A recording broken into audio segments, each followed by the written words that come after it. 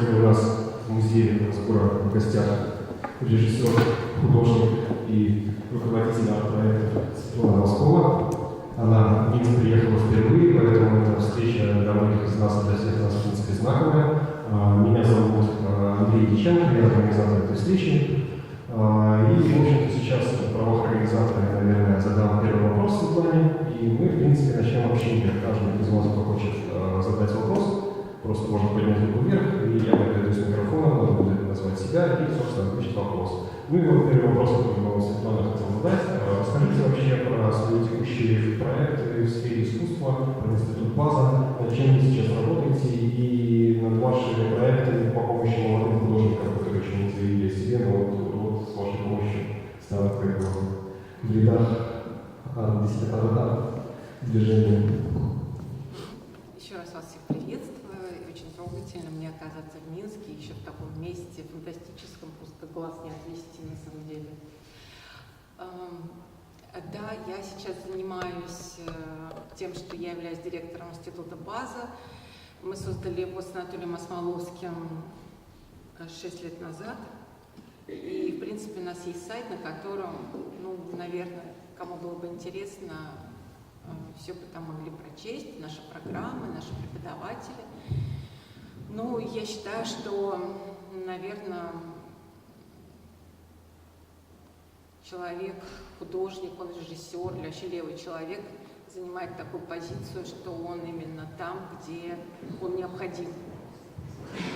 И я так поняла, что на сегодняшний день моя необходимость в современном искусстве, не знаю, всем ли это нравится или нет сейчас, потому что вряд ли я бываю совсем для всех удобна, но я пока чувствую востребованность и делаю то, что, наверное, вообще все, кто занимается современным искусством в России, наверное, это все люди, которые делают это вопреки, так как явно, что государство не интересуется в том, чтобы была современная культура, если чтобы существовали институции по развитию современной культуры.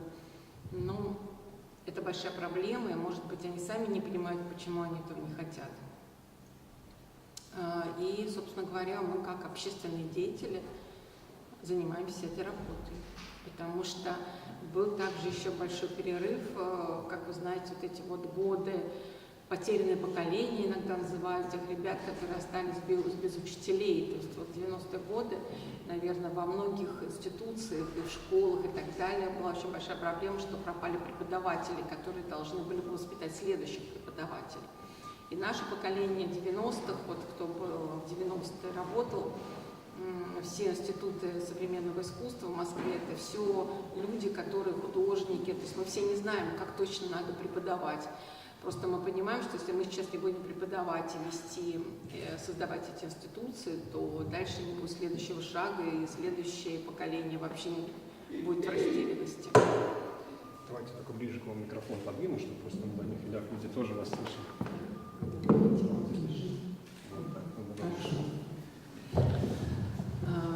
И, собственно говоря, я думаю, что в современном искусстве это все такая общественная работа, которой занимаются люди, художники 90-х годов, что Институт Родченко, что ИПСИ, что свободные мастерские, все преподаватели, это все художники моего поколения или теоретики моего поколения, так скажем. Вот такая попытка передать дальше знания, чтобы что-то не прервалось окончательно.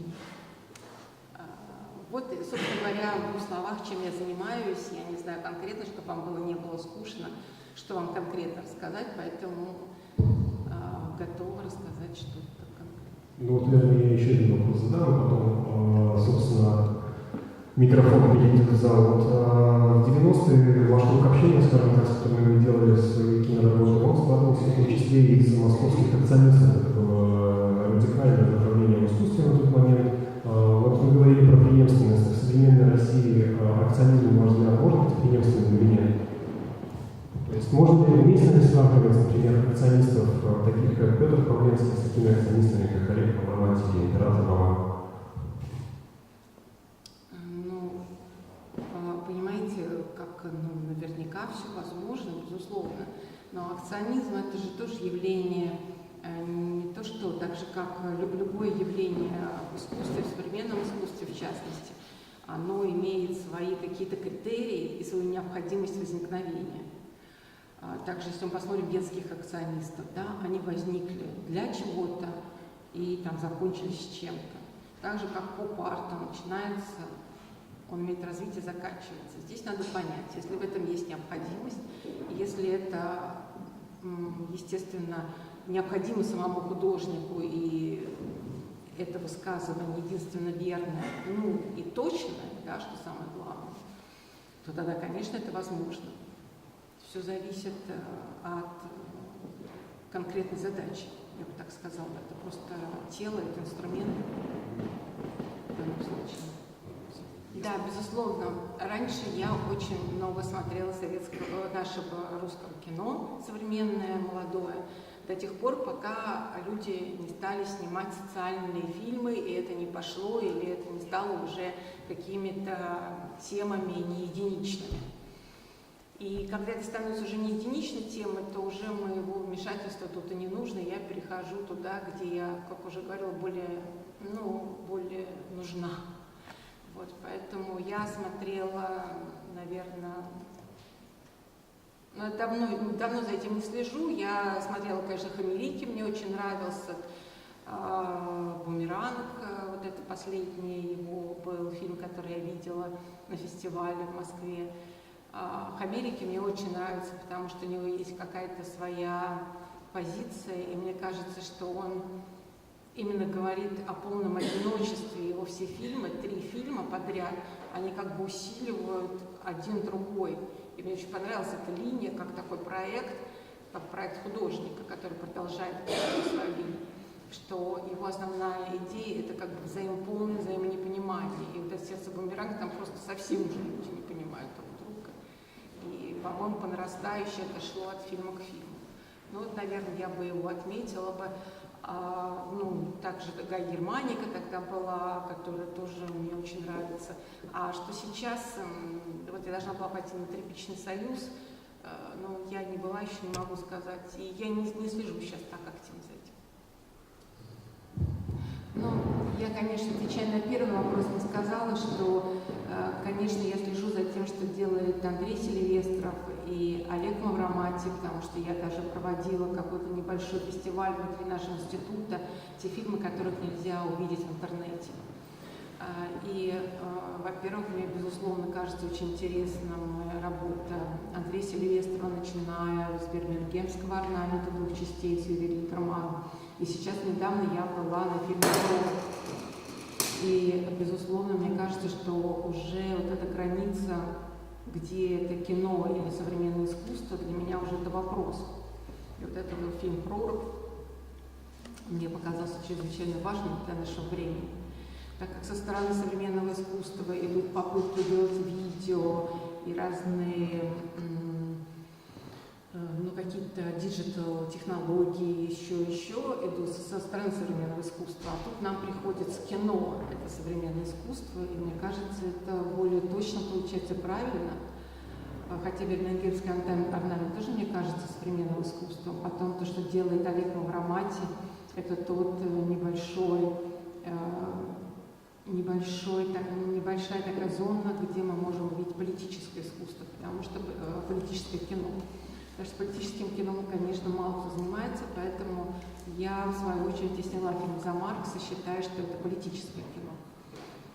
Так как социальное кино с ним уже был пройден какой-то барьер, уже как бы люди стали другие тоже снимать социальное кино, я поняла, что я сниму политический фильм.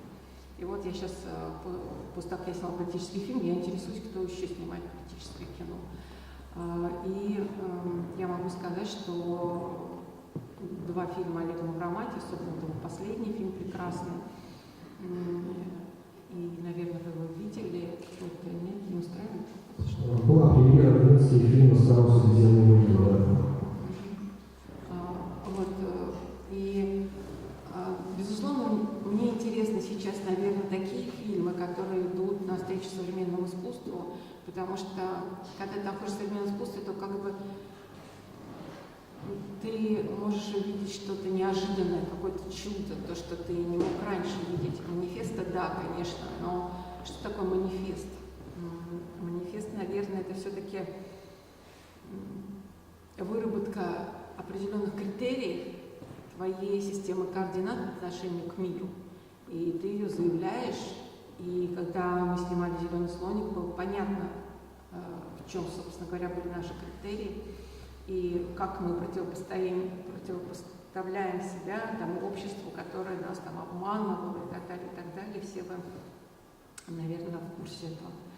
А сейчас сделать такой манифест, ну, наверное, тоже можно. Это надо, ну, я не знаю, это, я думаю, будет политическое высказывание в любом случае, но я не уверена, что сейчас кинематограф на это пойдет. И с другой стороны, же неизвестно, это все зависит от художника, от режиссера. Мы же говорим про авторское кино, да, как я понимаю. Очень трудно предположить, если я была бы просто счастлива, если бы у нас появлялись какие-то неожиданные работы в кино. Но вот пока из неожиданных работ я, конечно, выделяю «Прорубь» в фильме. Я так как-то скептически к нему относилась, но когда посмотрела его, конечно, круто. Насколько я ответила, потом ушла, да, какие-то дебри, потому что сама что-то стала вспоминать. Насчет манифеста сложно, ведь и в искусстве современном хорошо иметь тоже манифест, но это все критерии, понимаете, это все. У нас политические деятели не могут манифеста никакого писать, к сожалению, да. Можно было бы предположить, что придет какая-то левая организация, например, но все равно дефицит на эти манифесты остается. Да, сложный вопрос, наверное, он имеет разные ответы. Но новостные репортажи из Чечни были настолько мизерны, что мы практически ничего не знали. Мы пребывали в полном комфорте, чтобы узнать, что происходит. Конечно, это были какие-то журналисты, это были какие-то еще что-то, еще интернет тогда не особо существовал еще. Но чувство того, что тебя обманывают, было вообще повсеместно. И раньше, когда я приходила на какую-то встречу, я говорила, и это было, правда, реально, что вот мы сейчас с вами говорим, а каждую минуту убивают как минимум там, от 5 до 10 человек. Каждую минуту нашего с вами время нашей встречи. Надеюсь, что сейчас это не так, и я говорю про чеченскую войну тогда, вторая уже. Все-таки это еще была первая. Нет, Сорокин тут, конечно, ни при чем совсем. Я не понимаю, почему Сорокин. Скорее всего, мне давно хотелось поставить какой-то спектакль перед этим, который был связан... Мне очень понравилась пьеса Бродского «Мрамор». И там два человека находятся в замкнутом пространстве. Ну, собственно говоря, может, сейчас эта тема кажется не новой, два человека в замкнутом пространстве. Но меня очаровал сам факт того, что можно сделать какую-то историю, когда два человека в замкнутом пространстве находятся. И вот, наверное, композиция, она была... Ну, трудно сказать, наверное, тут сошлось много всего. Ну, и понятно, что это требовало меньше затрат, и это надо было все сделать просто без денег. И настолько было большое желание это сделать, что вот и художественные задачи были, и, соответственно, неустройство, неудовольствие той ситуации, тем враньем, которое вообще лилось со всех экранов, я не знаю, информационных ресурсов, отвратительное вранье. Мы спокойно относились к тому, что происходит рядом. Это было настолько отвратительно, был такой глубокий протест против этого. И вот это чудовищное, все ругались матом безостановочно, но почему-то, когда в фильме я решила показать, что ну вот это же ваша жизнь, вот так вот мы все живем, почему-то это вызвало большую такую негодование, реакцию, хотя, если говорить про искусство как отражение жизни, ну, здесь было просто без прикрас. Спасибо.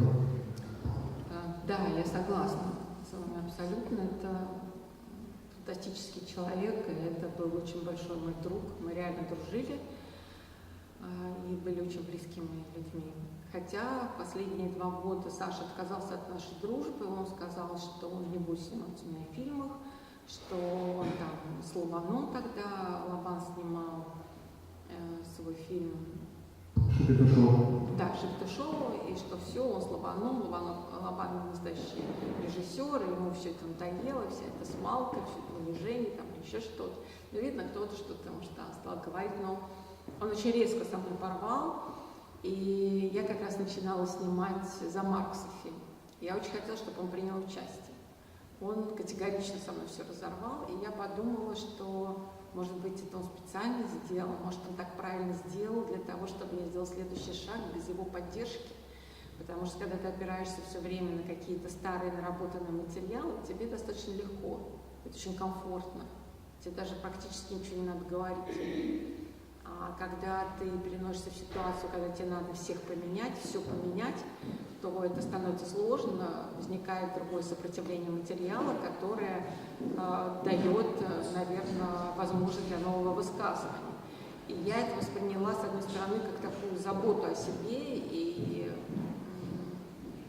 как заботу о себе. Хотя мы не разговаривали, мы не переписывались, то есть не созванивались, ничего, не хотел со мной общаться. И 2 раза было, он мне позвонил на мой день рождения, я не подошла к телефону. Потом мне приснился летом какой-то жуткий сон. Я позвонила ему, спросила, все в порядке, он сказал, что да. Потом была осень. То ли я ему пыталась позвонить, то ли он мне, я не помню точно, тоже ничего не получилось. И зимой он уже в январе умер. У меня самые нежные, трогательные воспоминания, его шутки, его рассказы. Очень жалко, что мы, когда сидели в теплой дружеской атмосфере, обычно на каких-то площадях около метро или в каких-то дешевых совсем кафе, куда приносили с собой еду и какое-то питье, потому что все мы были, естественно, без денег, без всего. Саша клал бутерброды куда-то себе в карманы, в пиджак, и при этом он выглядел всегда очень артистично. У нас есть такое кафе «Домбай», которое, наверное, одно осталось с советских времен, неизмененное. Знаете, когда там какие-то подносы, вот этот вот борщ, там водку, салат и все, да. И у нас это вот кафе осталось, и там остались те же люди, которые там раньше работали. И ты мог с собой что-то приносить, ты мог взять это харчо за 50 рублей и все остальное привезти с собой, если у тебя не было денег. Потом они там знали уже нас и как-то почему-то тепло относились. И Саша всегда выглядел, всегда был с шарфиком или еще с кем-то, с чем-то таким, с бабочкой какой-то. И там дама, которая обслуживала в этом кафе, все время думала, что он фин. Еще у него такие усы были, очки, то есть он безумно артистичный человек. Вот. И мы очень часто собирались в этом кафе «Домбай», который только недавно перестроили, и уже его не существует как такого советского места. Но я помню, что с Олегом, когда мы снимали, тоже мы приходили туда, совершенно без денег, чтобы пообщаться, просто погреться зимой. И там брали один суп на двоих, там что-то такое вытаскивали, что-то выпить. И, собственно говоря, было все вот так вот предусмотрено. И Саша, один раз у Саши были деньги, он продал какую-то деньгу старую, какую-то бумажную, какого-то века, непонятно какого, уже не помню что. И у него вдруг появились деньги. И он повел нас, он говорит, все, я сегодня угощаю.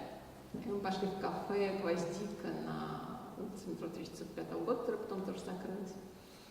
И он взял всем зеленый коктейль.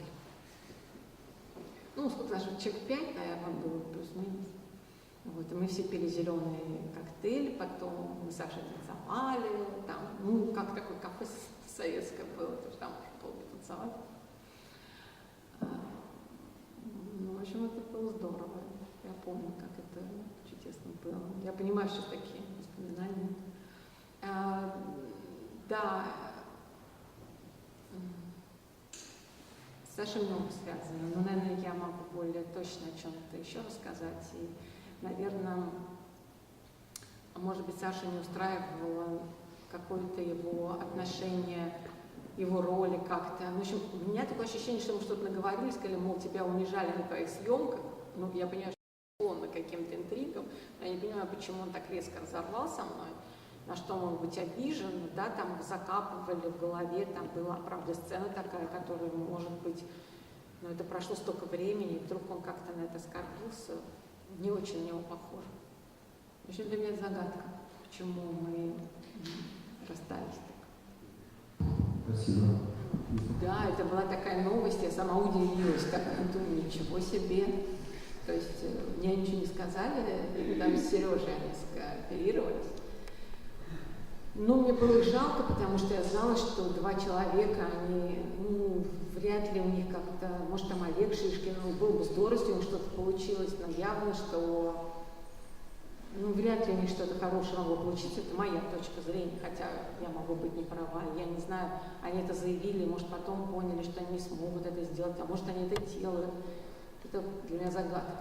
Но для себя я думала, и я поняла, что если они это заявят и дальше будут это делать, и у них вдруг это будет плохо получаться, то мой долг им помочь и вывести то, что они сделают, на какой-то должный уровень, наверное.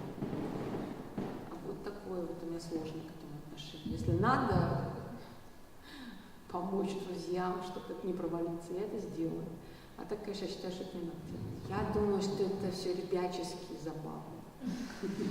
Как у Володи, как у Сережи, я к этому так отношусь, что они так просто, видно, на самом деле, конечно, об этом надо забыть, жить дальше и делать свои работы. Понятно, что, наверное, это давлеет, но это было такое событие, которое нельзя переделать, доделать, сделать что-то похожее. Это так все сложилось, это же еще и время, и точность, да, о чем я говорила, вот, манифест, точность, это такие синонимы, наверное.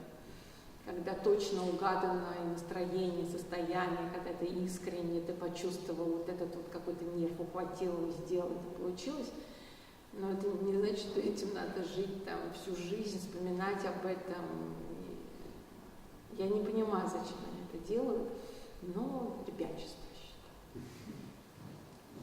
Наверное, вранье всегда было. Я думаю, что когда я говорила про 90-е, про это вранье, наверное, я как молодой человек, максималист, и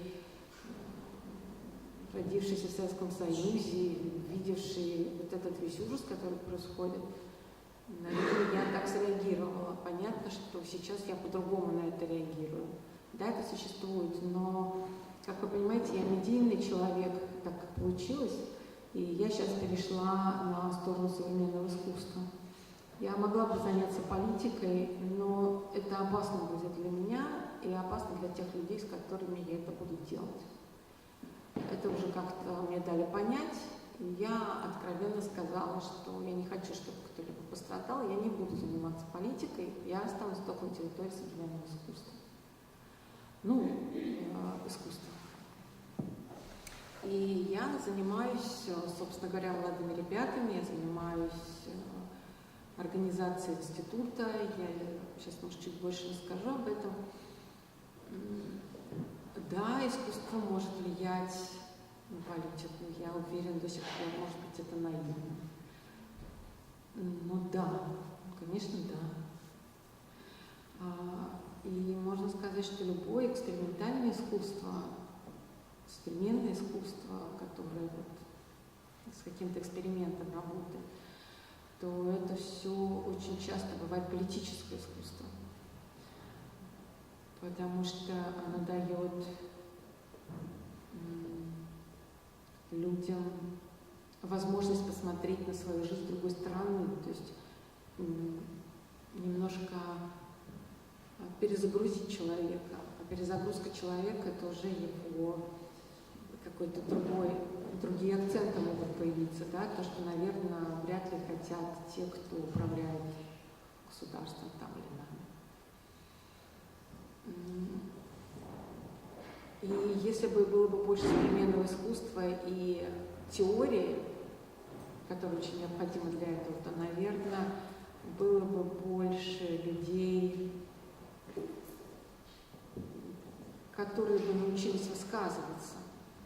Ведь проблема того, что наши левые, например, не имеют достойных манифестов, я думаю, также кроется и в том, что недостаточно развито и институциализировано современное искусство, потому что именно оно дает вдохновение, фантазию для других людей. Если бы у нас стояли бы современные скульптуры в городе, да, там, хотя бы на честь фабриката, идет инженер на работу, видит какую-то хрень, и понимаешь, что это какая-то хрень, начинает об этом думать. Соответственно, эти мысли могут привести там к созданию какого-нибудь невероятного объекта инженерной мысли. И, конечно, у нас отсутствует институт современной теории и современной критики. Ни в одном из институтов никто не преподает современное вообще искусство после 50-х годов. Дай бог там авангард наш как-то потребен. Ни МГУ, никто. А института критики у нас вообще нет. Институт критики — это очень важная институция, которая занимается также тем, что мы должны получать хорошие, адекватные тексты. Мы их можем писать, и мы можем анализировать в тексте. То есть теория и критика все-таки отличаются друг от друга. И самого института критики у нас не существует. Сейчас вот у меня одна из основных задач — организовать, чтобы появился какой-нибудь маленький институт критики. Это тоже задача государственная, но она не выполняется, она нигде не решена. Я не знаю, я как-то углубилась куда-то. Нет, Вот, мне кажется, сейчас самым важным, политически важным, является создание института критики. И если будет создан институт критики, то, развивая его, можно изменить политическую ситуацию в стране. Не знаю, насколько я просто сейчас активно занялась, то есть мы и так делали институт современного искусства, у нас в основном были дисциплины тоже с теорией связаны и так далее. Но когда я поняла, что у нас нет критиков реальных, потому что нет образования критиков, то есть это все самообразование, а критики это же тоже, например, вот критик Розалинда Краус. Уже сейчас вышла монография, она действующий критик, но известный, да, вышла уже сейчас там в Америке монография о том, как она пишет. То есть критики занимаются тем, что они исследуют, как человек пишет, вот, чтобы была передача каких-то данных, один ученик другого. А у нас все разрознено, мы даже не понятно, откуда это все собирать, какие у нас были критики. Это все тоже какие-то самопровозглашенные какие-то критики, но все равно надо что-то начинать собирать для того, чтобы выстроить какую-то традицию. А традиция — это выстраивание какой-то школы, а имея школу, мы можем тогда воспитывать наших критиков. Этого нет. Я думаю, что здесь немножко другая история. Я еще скажу, что я не специалист, я все-таки директор, да, такая у меня функция. И есть люди, которые специалисты, у нас их там, например, можно по пальцам пересчесть. Это там Боря Клюшников, Глеб Напренко, Егор Сафронов,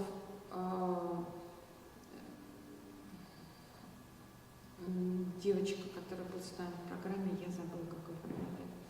Ну, еще несколько человек, которые что-то пишут и читают лекции. Это все. То есть, там до 10 человек можно, людей, которые читают лекции по теории.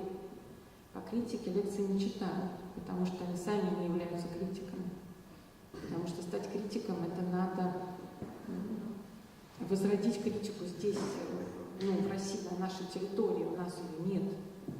Надо делать эту школу, надо собирать, надо писать монографии про тех критиков, которые существуют, как они писали, о чем они писали в 90-е, как сейчас писать. Это же нас же никто не пишет, у нас нет рецензий на выставки. Не потому что люди не знают теорию, а потому что они не знают, как это писать, в какой традиции писать.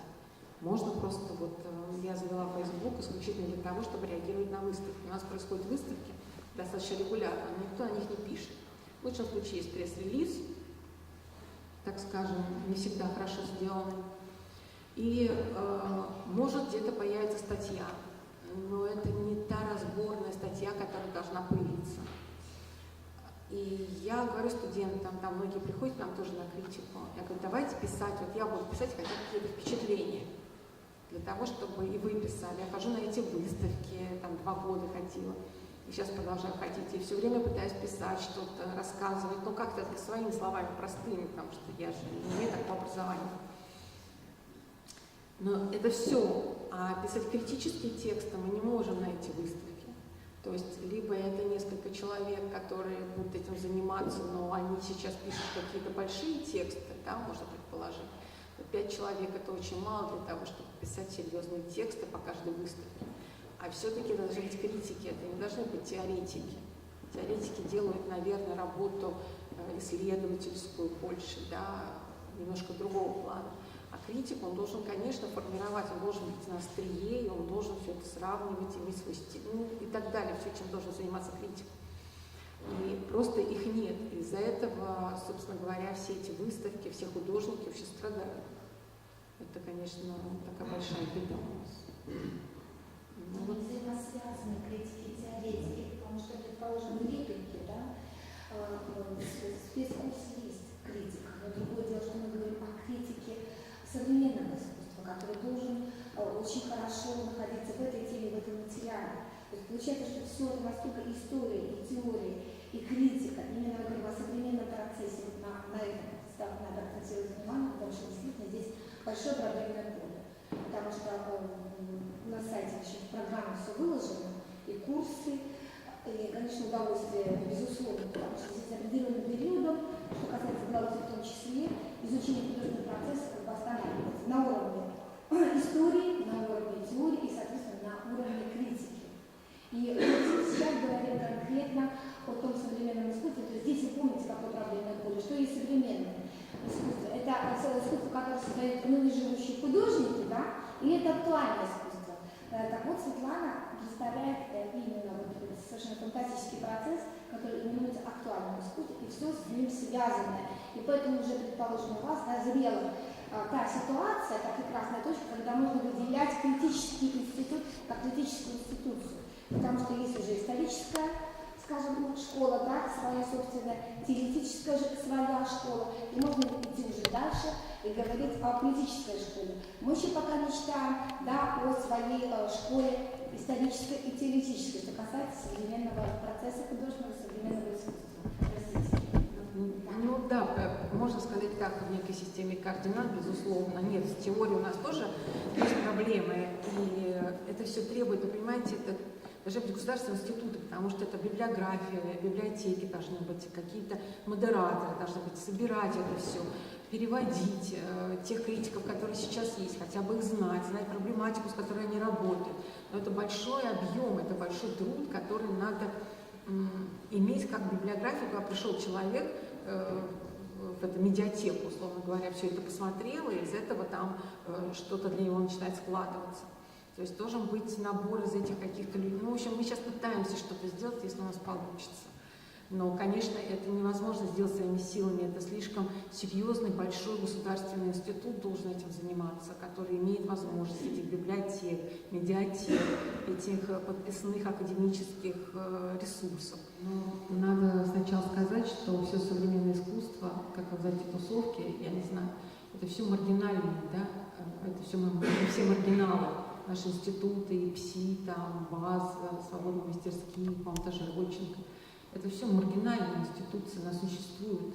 Мы все маргиналы, кто занимаемся современным искусством, к сожалению. На государственном уровне мы никак не заявлены, мы не являемся, не имеем никаких государственных поддержек. Поэтому говорить отдельно о тусовках и отдельно об авангарде, наверное, невозможно. Как я понимаю, нет той политической силы, которая бы имела определенный заказ на авангард, на его транслирование уже в массовом сознании, скажем так. Ну да, например, вот у нас же есть леваки, есть эти организации РСД, ПЭБ, еще что-то. То есть, ну, я сейчас боюсь неправильно произнести все эти названия. Когда я занималась фильмом «За Маркса», там они менялись как-то, и независимые профсоюзы и так далее, но они мало работают с художниками, поэтому здесь нет такой воли, такой силы могучей, которая могла бы объединить леваков и художников, которые все, в принципе, тоже леваки. В общем, очень трудно представить современного художника, который там не левак. Ну, авангард — это вы подразумеваете, наверное, такое поле, которое было в начале века. Ну, конечно, это все должны были бы сложиться какие-то обстоятельства для того, чтобы это произошло, какой-то глоток воздуха свежего, что-то должно измениться в политике, еще где-то, или наоборот, все запретить. То есть вот что-то должно быть таким серьезным толчком для того, чтобы все могли вздрогнуть и зарядить что-то. Но в современном искусстве проблемы, выставочных пространств очень мало, группы, какие-то есть самоорганизации. Но художникам очень сложно, потому что мало того, что очень многие приезжают из разных городов, им надо работать как-то еще весь день, вечером учиться, или там еще что-то, чтобы заработать себе на съем квартиры, там, на жилье и так далее. Поэтому говорить о каких-то больших пространствах, мастерских, где могли бы люди объединяться, вместе делать большие проекты, театр, еще что-то. Нет таких возможностей, и внешние факторы к этому не располагают. Может быть, внутри где-то это уже зреет, я не знаю. Ну да, это была такая атеистическая ирония над этой тайной вечерей. Эти там все одеты, тут все раздеты. Слушай, это, по-моему, забавно. Люди повеселились прекрасно. Ну, вы знаете, библейские сюжеты, да, конечно, очень много и современных художников берут их как-то в зачет и подразумевают или используют как-то.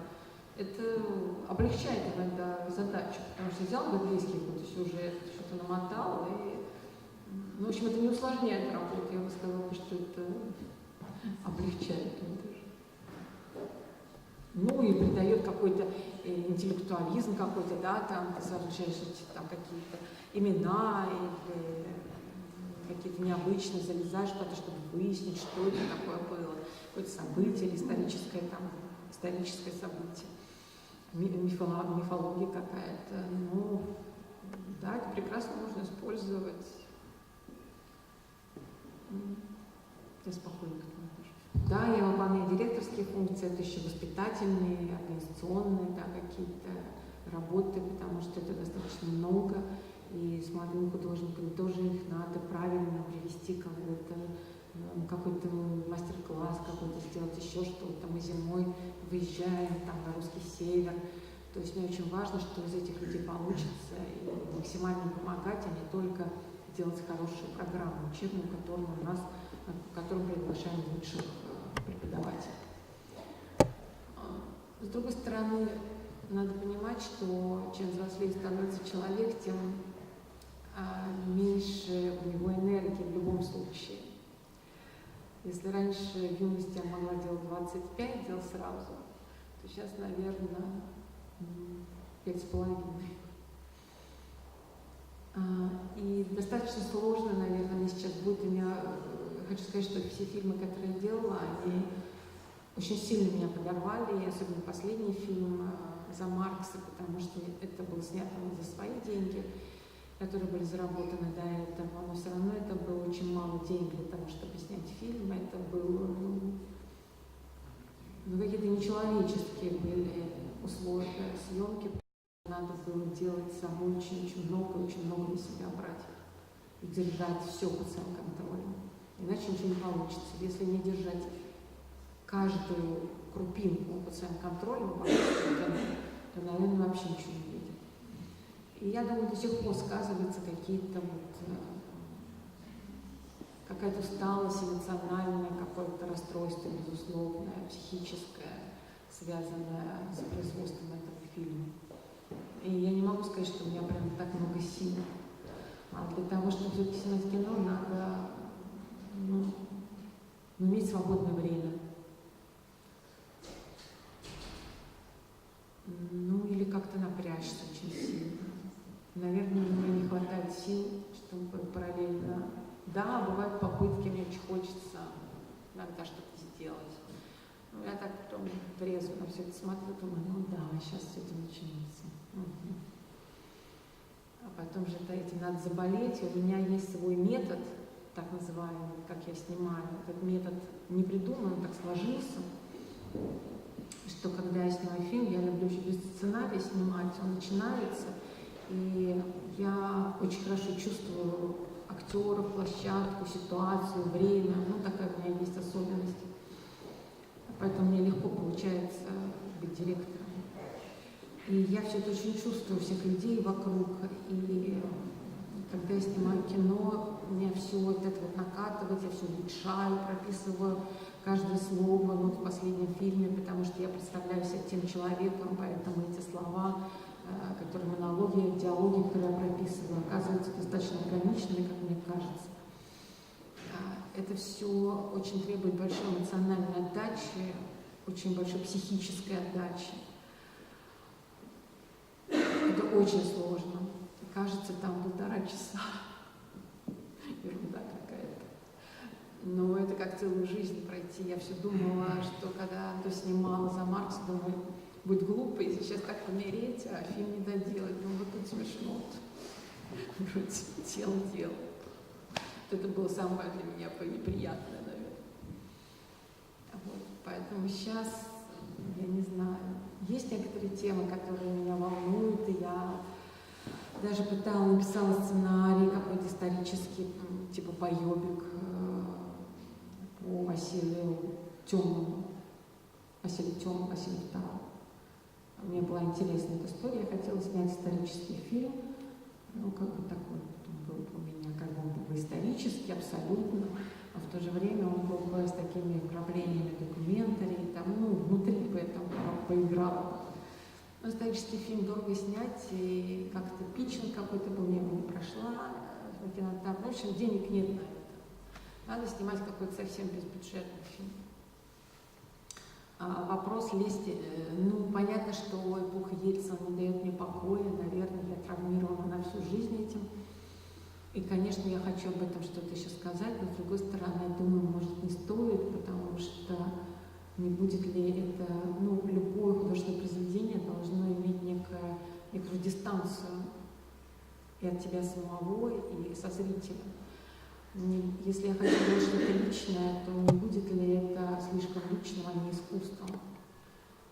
Здесь все равно надо понять, какая у меня дистанция к этому больному вопросу, который у меня существует с этим Ельцином, с этим Ельцин-центром, который в Екатеринбурге.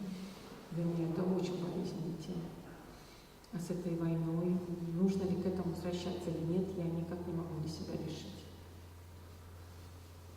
Вы живой человек, сомнений, это настолько понятно. Для творческого человека, когда я могу сам с собой разобраться.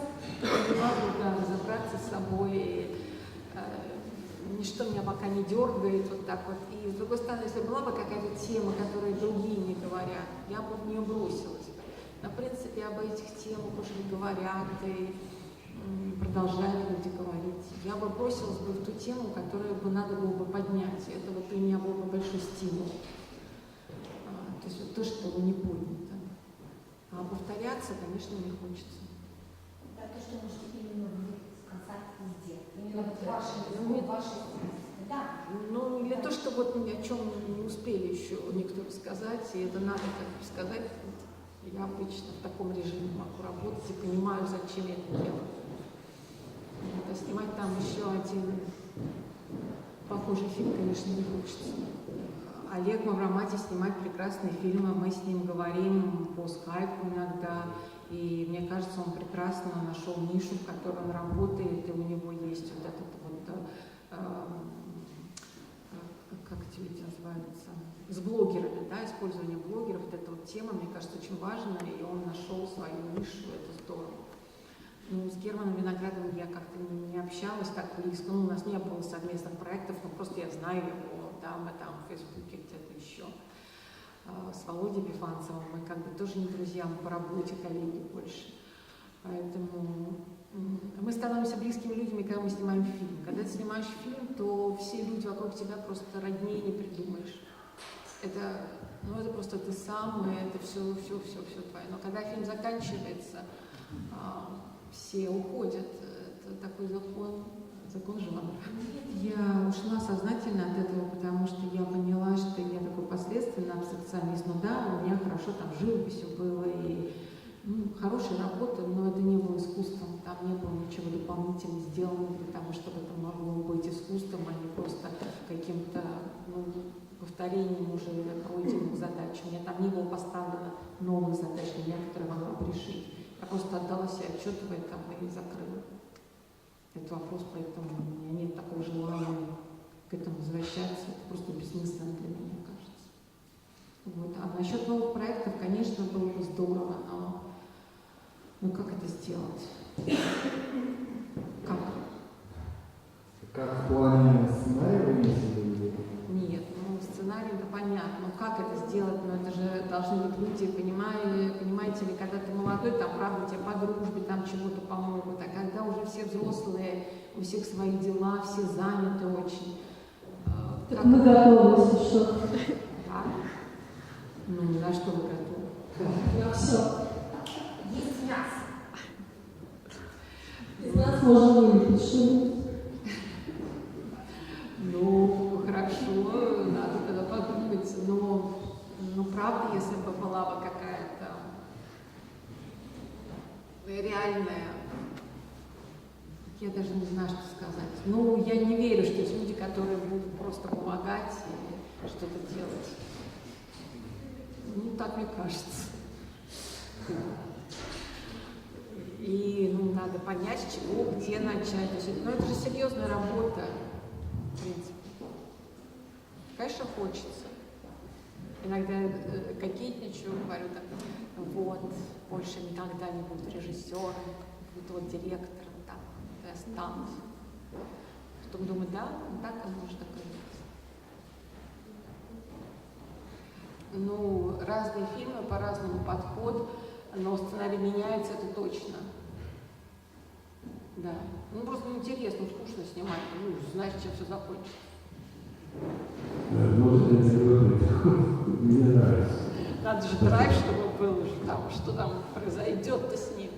Потом же ты, это просто у меня такой метод, ты слышишь этих своих актеров, потом переписываешь их, под них, поточнее переписываешь диалоги, хотя и так только под них пишу.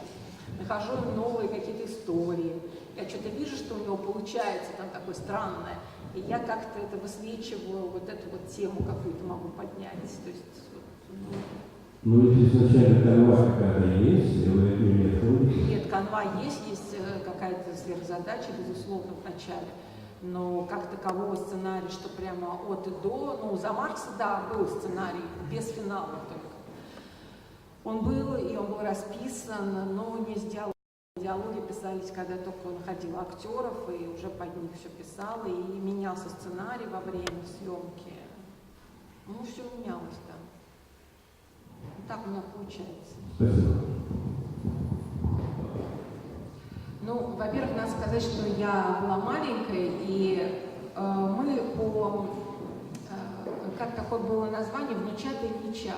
То есть мы по своему статусу были внучата Ильича, то есть мы были внуками тех людей, которые делали революцию, реально. И так у них считалось, что они начнут революцию, их дети прошли через войну, а все лучше нашим внукам, да. То есть были еще живы люди, которые там в революции, в войне принимали участие, как-то там все это. И мы считались поколением внучат Ильича, ради которых все и делается. Поэтому, конечно, у разных. Конечно, безусловно, у каждых людей свой опыт, и по-разному жили, можно найти кучу противоположных, но это как и жизнь. Но я хочу сказать, что отношение к нам было какое-то уважительное. Не такое, как потом к молодым людям, которые там заходят в магазин, их может какая-нибудь тетка там прогнать, например, да, там идите отсюда, подростки какие-то такие. Я это помню уже при ельцинском времени, какие-то молодые ребята заходят в магазин, она эта баба как их пошлет куда-то. Такого не было, потому что нас не унижало, у нас чувство собственного достоинства очень хорошо воспитали. То есть и было всегда, и в школе были прекрасные преподаватели, которые говорили, что должно быть главное дело в жизни. И родители тоже были так настроены, что вот, наконец, мы можем дать нашим внучатам и внучам, мы можем дать самое лучшее, что они только хотят. И пусть они делают то, что они хотят, пусть они сами выбирают себе профессию. Они могут быть кем угодно. Мы правда могли стать, да, там, кто хотел стать министром, мог стать министром. То есть там не было вот этого, да, что если твои родители министры, то там, ну, условно говоря. То есть, например, ты мог стать художником, мог пойти там в балет, еще куда-то. То есть все было открыто. Ты с детства знал, что все открыто перед тобой. Вот чего хочешь, если у тебя есть возможность этого добиться, ты это можешь добиться. И это очень хороший такой вот пинок в жизнь был. И, конечно, ну, что еще могу сказать? Ностальгировать, ну, я вообще не человек, который ностальгирует, но, конечно, что-то хорошее надо было бы взять Советского Союза, во всяком случае, не разваливать его тут же. И таким образом совершать преступления. Просто Ельцин же совершил преступление, и все эти беловежские вот эти соглашения, это же все было сделано, там же в Конституции было записано, что если союзные республики хотят расстаться, ну, распасться, то надо на это минимум 15 лет, по-моему, Конституции говорила Советского Союза. Потому что, правда же, это вся экономика, все это же было завязано, это же они не могли, эти республики, существовать, каждый поодиночке. Конечно, это было большим преступлением. И он вообще сделал много преступлений и морально-нравственных, и физических, и все, что хотите. И люди смотрят на это, и, конечно, возникает... Ну, конечно, я видела, что молодые люди особо счастливы так не были, как в моей юности и детстве. Но с Сережей мы давно знакомы, и когда я стала снимать фильм первый еще, я позвала просто художников, которые были рядом, чтобы что-то снять. И Сережа был художник, он рисовал картины, мы где-то с ним как-то в Германии познакомились.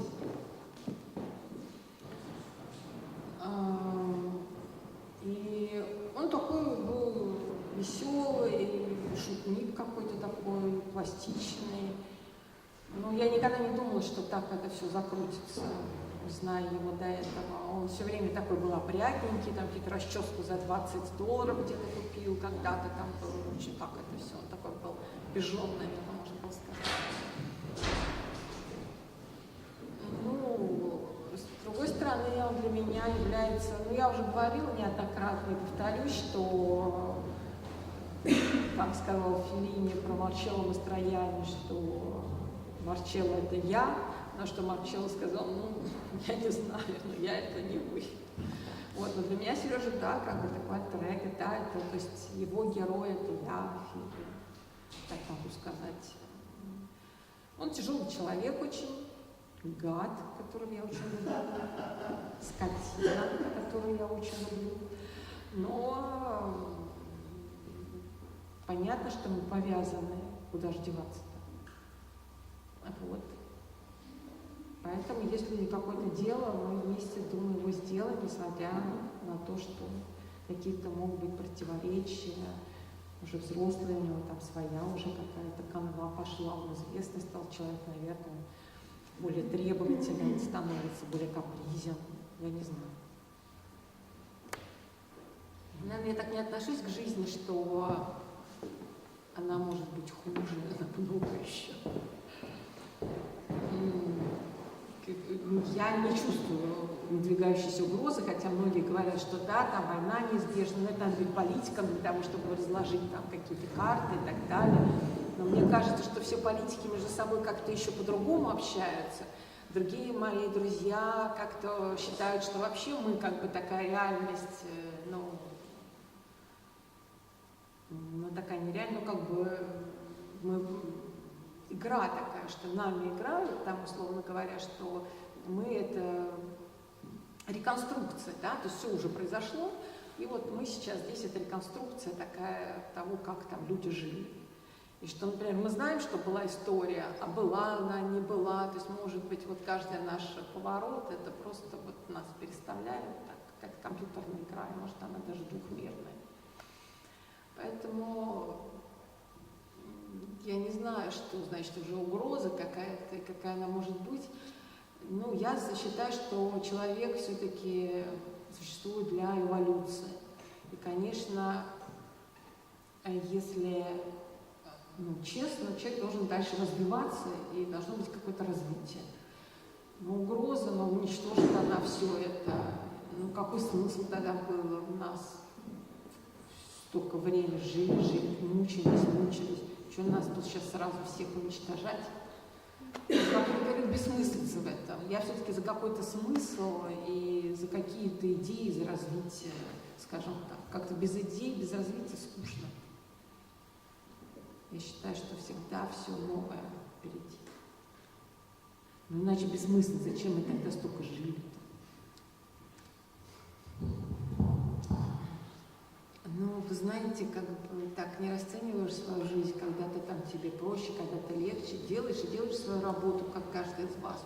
Просто она так вот складывается, что не всегда знаешь точно, когда эта работа придет.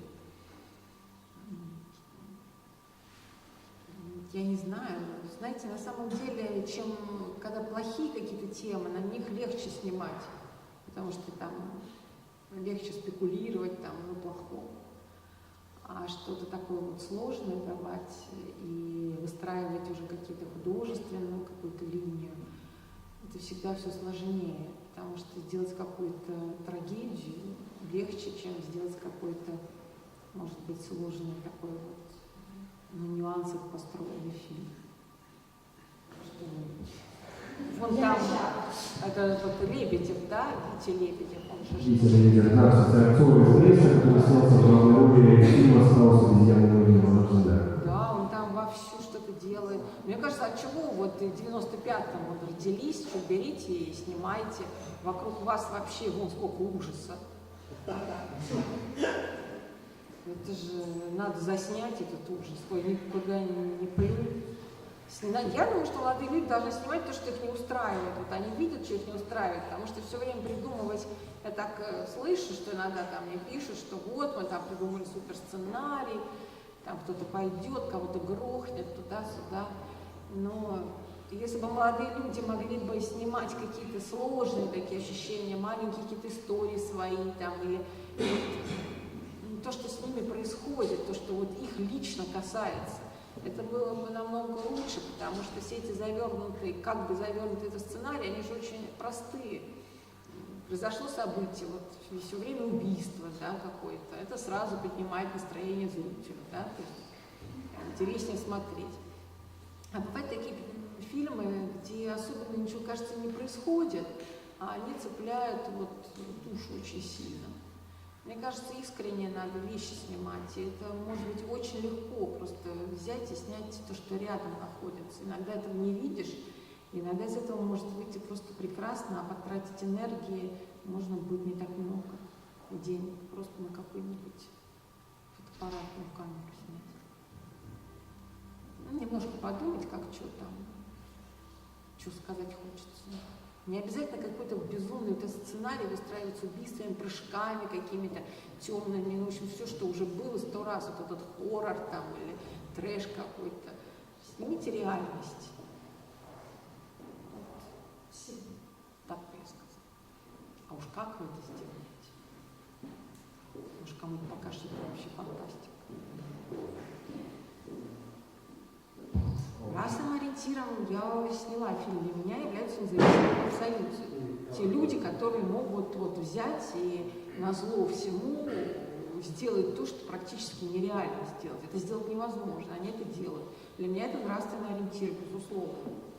Это люди, которые смогли реально сделать то, что сделать невозможно. Человек подвига практически, да? Можно сказать. Человек, который совершает подвиг. Но они для меня люди, которые совершают подвиг, да. Потому что в этой ситуации это сделать невозможно практически. Я бы сама не смогла бы это сделать. Да нет, а что мне защищать себя заложником? Мне все равно, я же не такая персона, которая ходит по разным выступлениям. Это вот Сереже, наверное, тяжеловато, конечно, приходится. Потому что там свои законы. Так вот идешь, между прочим, мне рассказывал Володя Епифанцев еще. Идешь, вот от тебя все там, ну, он же много снимается еще в этих, как называется, в сериалах. И он говорит, вот идешь, говорит, и тебя все начинают узнавать. И от этого разное же настроение бывает у людей. Это очень тяжело. Говорит, и даже, говорит, он смешной случай рассказал, он снимался в сериале в какой-то деревне грязной какой-то там, ну, грязной в смысле, что осень, какая-то слякоть, какие-то лошади, белогвардейцы, не белогвардейцы, там, я не знаю, что, или просто какие-то разборки. Говорит, жуткая деревня была запущена, и все, и там, а он же все-таки Епифанцев, он там героев все время играет. Говорит, в деревне вообще почти никого не было, и вышло два забулдыги, увидели его и побежали к нему, говорит, ой, вы в зеленом слонике играли. Он обалдел там совсем. Ой, ну такие случаи смешные, на самом деле, есть много разных смешных случаев. Анатолий иногда говорят, что он актер. Так говорят. Я, оказывается, считаю, что я актер, я художник известный. Иногда приходится тебя узнавать как актера. Вот, и поэтому, собственно говоря, мне кажется, публичность — это не мой конек. Я, конечно... вот в Ленинграде, я в Питере тут была, мы пошли с моей подругой в ресторан на этом Ладожском заливе. Ее сын был, сели за столик, что-то сидим, и ко мне официант подходит, говорит, как вы, говорите, вас Светлана зовут? Я говорю, нет, это Светлана. Он говорит, там платок, шапка, так как-то, думаю, чего? Он опять, а я знаю, что это вы. В итоге они не взяли с нас денег и хотели, оказывается, заказать, чтобы нам заказали стерлядь. Ну, так как он, там долго ее готовить, в общем, не удалось его приготовить. Но он сказал, что в следующий раз он это стерлядь обязательно приготовит. Вот, в общем, они бегали, сфотографировались, в общем, было очень смешно и неожиданно бывают вот такие истории. Но я как бы не так узнаваемый такой человек, я думаю, внешне, поэтому у меня нет таких проблем, как у Сережи или Володи. Такие смешные истории редко вспоминаю. Я хочу сказать, что основная мысль по этому поводу, я думаю, что с ней многие бы согласились, мои знакомые, что, понимаете, ведь когда была во Франции революция 1968 года, то что сделало государство? Оно создало много современных институций. И эти люди все пошли в эти современные институции, появились гранты и так далее, и так далее. Чем больше бы у нас было бы сейчас Павленских, тем быстрее бы нам бы сделали бы государственные институты современной культуры, потому что они обозверели под это все. Там как это сделано, что и почему, это большой повод для того, чтобы эти люди все-таки были институциализированы, чтобы были институции, и молодые люди не занимались бы чем-то еще, а шли бы и экспериментировали, работали. Но ведь много людей, которые не хотят идти работать, не хотят идти в Макдональдс работать, еще куда-то. Но почему молодым людям не дать возможность экспериментировать в области современного искусства, литературы, я не понимаю. Поэтому побольше. То есть толчки. Да, государство испугается, если этого будет много. Много Павленских, если будет, знаете, там дверь поджег, там что-то сопряжено, еще что-то. И все на территории России. Вот во Франции это не действует на нас. То быстрее бы государство как-нибудь. Да, пока мало.